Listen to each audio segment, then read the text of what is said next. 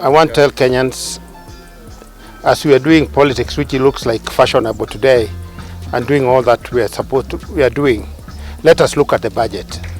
What does it say about alcohol? What does it say about tobacco? What does it say about addiction management? I have seen it's true. First of all, let me give you the bad news. Kenya, as you know it, has about 10 regions. Each of those regions has been assigned to one drug king. So there's somebody, for instance, who is applying drugs in this institution.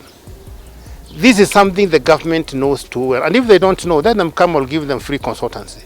I'll show them where these guys are. It is not fair to the schools and colleges administration to be expected to control these vices, whereas you can control it from the source. There is no way somebody can come from Nyahururu to go all the way to Mexico to get cocaine or heroin. No, it's no way. There's a chain, there's a system. The person who supplies bad alcohol in Kenya there's a man, I'm saying a man. He does about 80% of the imports, 80%. The amount of revenue from KLA they lose or they cannot collect because of this bad economy is over 1.3 trillion. So it's not good just going to increase taxation on bread and all these other things. Talk of the problem. The government knows, and I've worked for this government.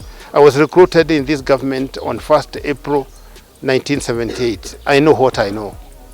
And I'm not afraid to stand here and tell you, it is time for you people seated there to leave your seats, give them to Gen Z, give them to Gen X, Y, whatever it is, for them to do the job that they're supposed to be doing, except killing people. There is no need of maintaining those places. Places where I worked, like Nakada and other places, I get really sad when everybody I meet gives me a problem related to Nakada. I'm no longer working in Nakada. What are you doing there at Nakada? The answer is, much as I would like to do, their funding is minimal. It's miaga. The cars they drive cannot even take them anywhere, and this is a dangerous operation, sir. Because somebody up there is controlling that. So I'm just telling Kenyans to brace themselves for a big shock. The outbreak of major narcotics. You are seeing it. You're seeing the routes in Los Angeles now, this weekend. You have seen what's happening in Chicago. You know what has happened in Mexico. You know what has happened in Afghanistan. We are not far around the corner. We'll soon get there. And the best we can do is support such institutions so that we have a specific budget item running into good money so that these students can be treated because they are already not feeling well. 90% of university students have tested one substance or another. That is research. I don't know the percentage for this particular institution, but it cannot be zero. Hii ni kitu tunafanyika kila pale. Angalia kama state of Punjab kule India. Wale wakubwa wa serikali wa polisi hawa ndio wanashika wale wandogo, alafu hawa ndio wanauza. Naongea mambo ya Punjab, India. Hapa kwetu mimi nimefanya kazi na Nakada. Kuna huyu kiongozi mmoja alikuwa huko University of Nairobi. Wakati tulivamia huko, at least mliona kulikuwa na kilo 250 ya bangi. Ukiniuliza hiyo bangi ilitupwa mto gani ama ilipelekwa wapi, siwezi kuambia. Ile makilo ya mihadarati tumepata ni mingi hivi kwamba hata ikiletwa Kenya mzima itakuwa ya walevi. Haiwezi kuambia ziko wapi. Lakini mala unasikia wakuu wa polisi wako na manyumba Dubai. Unasikia wakuu wa polisi wamefanya hivi, wanafanya lile. Kama kwa mfano hapa Kangemi kuna factory kubwa. Zile mobile phones zote zenu zinaibiwa. Nyingi zinapelekwa hapo ili wanaweza kutoa ile software na kufanya haya mambo. DCI anajua hiyo kitu. Anajua wazi. Sasa wewe baba yako ameuza ng'ombe ili umepate ile simu ili uweze kufanya ile mtihani yako hapa. Mwingine naye anakojea kwa gate na inapelekwa Kangemi within hours. Ni vigumu sana kuicover after that. Nimeona vijana huko wakalimu na nyonga wamepoteza simu zingine zinagharimu maelfu na maelfu. DCI huyu mkubwa wa criminal investigation, the directorate, how will they not know a supermarket which is almost branded na iko Kangemi, haiko hell, iko hapo? Wale watu ambao wanaleta mabunduki na marisasi wanajulikana. It's time for change, and the change begins with you, you Gen Z, you Gen X. Kila mtu usiende kufanya maovu ili utibu maovu. Muwe soba, muwe calm, muombe Mwenyezi Mungu, na wakati ukifika hawa wakubwa wote badilisha. Wale watu ambao wameathiriwa na mihadarati katika Kenya wakati huu ni wengi mno, lakini wale walevi number 1 wa kupindukia na watu wa mihadarati ni viongozi. Yale mambo mnayotenda mengine ambao mnafanya nyinyi, nitasema tu nikiomboleza Ngugi wa Thiong'o wakati alikuwa ameandika kile kitabu yake Detained. Alisema yule officer in charge wa committee, ukisoma hiyo kitabu inaitwa Detained utaona. Kulasa na nimesahau kidogo.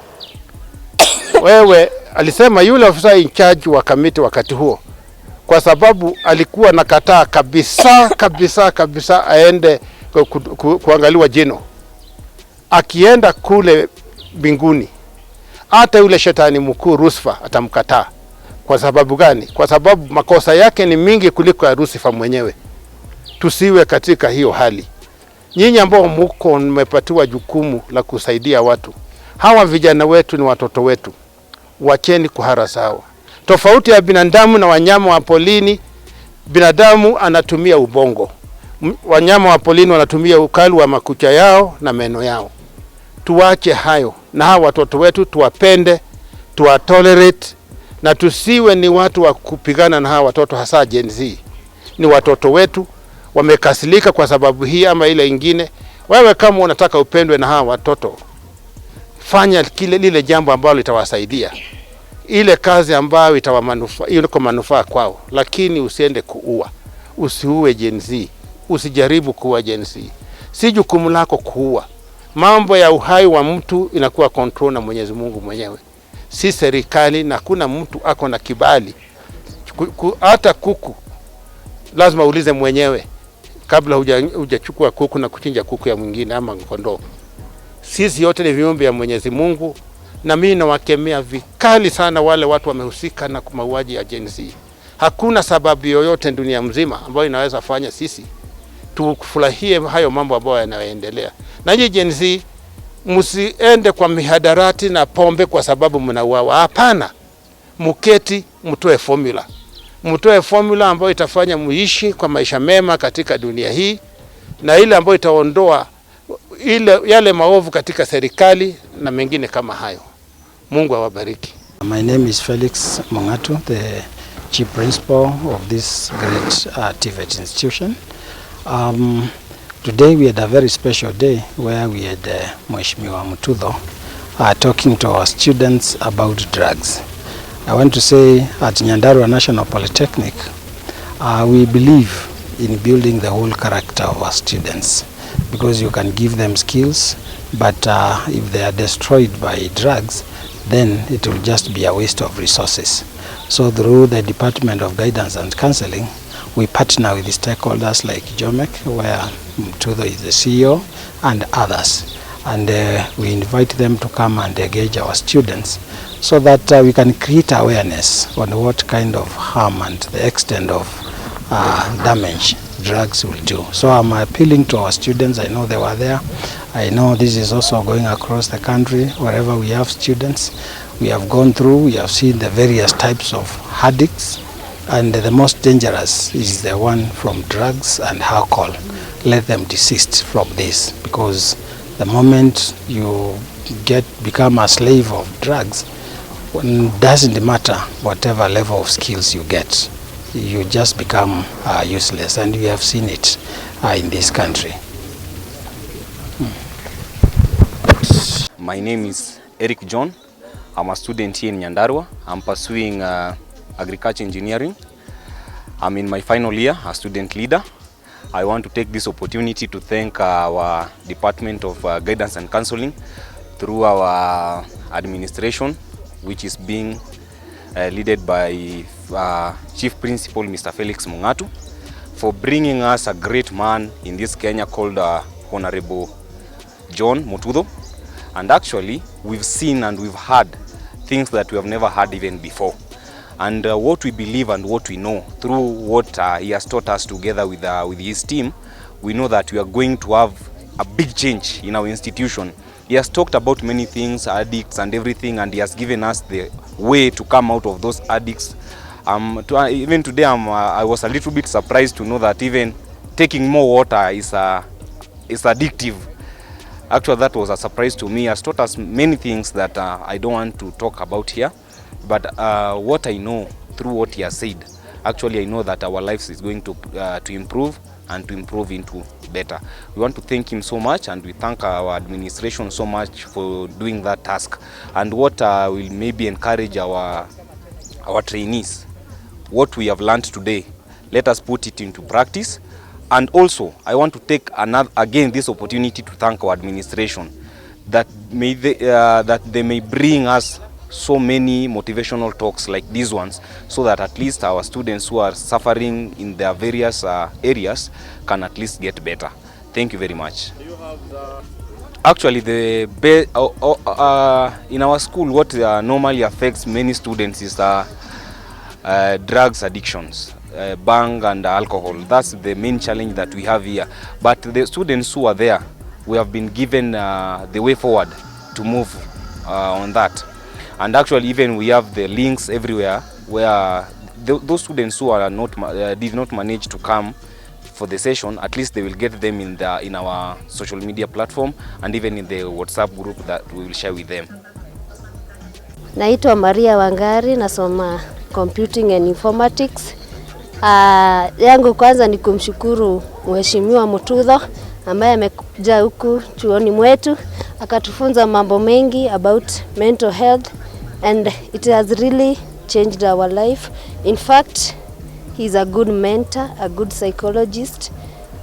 Wengi mimi nilikuwa namjua na wengine wamemjua. So kwa wenye hawajakuja wamepotelewa na mingi, lakini tuko na link ya social media, they can be able to follow. My advice to my fellow Gen Zs na makuzo wengine huko nje ni wenye wanazitumia, let's come out of addiction, let's come out of those problems, poverty. In fact, addiction leads people to poverty. Na wakati umepata shida mingi ndo unazidi kudhoofika, unadhoofika kiakili, physically unadhoofika na mambo yako yanaendelea kuwa mabaya. So, Gen Z wangu wenzangu, let us come out of addiction, tuache hizi vitu maana zina madhara mingi. Asanteni sana. Tukiangalia sana maana tuko katika shuleni, wengi wetu ambao tunaingia kwa hizi madawa ni peer pressure, yani wenzetu wanatuvuta, wanatuambia hii ni mzuri, ukifanya hivi utasikia vizuri, but naweza waambia waachane na hizi dawa maana si mzuri, zinatuadhiri sisi wote. Ikiwa wewe ni mtoto, ikiwa wewe ni mzee, msichana, mama, zote zinatuadhiri. So tuziwache na tutakuwa sawa. Names are Felix Njoroge, pia counselor at Nyandarua. Kitu ya kwanza ambayo naweza taka kusema ni shukran kwa team na pia kwa Chief Principal kwa kutuletea Honorable John. Pia naweza taka kusema as a pia counselor pale tuko na space na pia tuko open kwa wenye ambao wanapata changamoto ya madawa. Pia mnaweza tutafuta ama pia mnaweza tufikia pale katika block C13 ambapo tutaweza kusaidiana. I can also say from experience, because I'm also a drug addict but recovering. Yeah, so I can say one challenge is when you have a rich relative, he is the one who indulges you in such. And when you come to school, you also indulge yourself by friends also. So relatives, you also have a big role to play to make sure that we get or we are in a straight line. Yeah, that's all I can say. Common addictions, I can talk about, one of them is bang.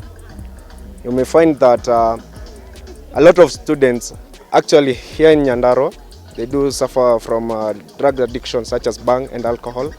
And also some come for counselings, maybe due to masturbation, yeah, and also relationship advices. Yeah, those are some.